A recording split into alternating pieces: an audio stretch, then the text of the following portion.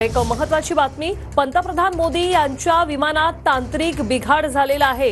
आताची महत्त्वाची बातमी, पंतप्रधान नरेंद्र मोदी यांच्या विमानात आता तांत्रिक बिघाड झाल्याची माहिती मिळते।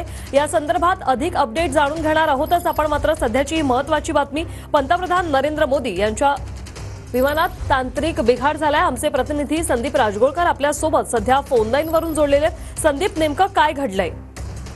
नाही, पहिल्यांदाच खरं तर ही घटना घडली असं म्हणता येईल, कारण पंतप्रधान मोदींचं जे विमान असतं ते देखरेखीखाली ठेवलं जातं आणि देवघरमधून ज्या वेळेला राजधानी दिल्लीकडे पंतप्रधान मोदी येत होते त्यावेळेला त्या विमानामध्ये बिघाड झाल्याची जी माहिती आहे ती आतापर्यंत समजते। पंतप्रधान मोदी हे सध्या तरी सुरक्षित आहेत, मात्र विमानामध्ये कशामुळे हा तांत्रिक बिघाड झाला होता याबद्दलची अजून कुठली माहिती समजू शकलेली नाही।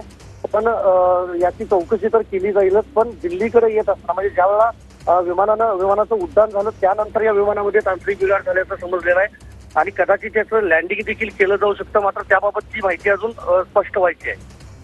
नक्कीच, धन्यवाद संदीप तुम्ही दिलेल्या या सविस्तर माहितीसाठी।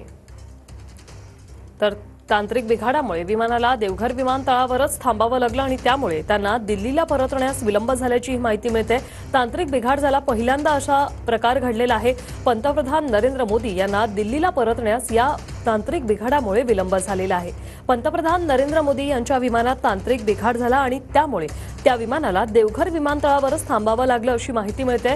विमानाने उड्डाण घेतल्यानंतर हा तांत्रिक बिघाड झाल्याची प्राथमिक माहिती मिळते, मात्र या तांत्रिक बिघाडामुळे पंतप्रधान नरेंद्र मोदी यांना दिल्लीला परतण्यास विलंब झालाय।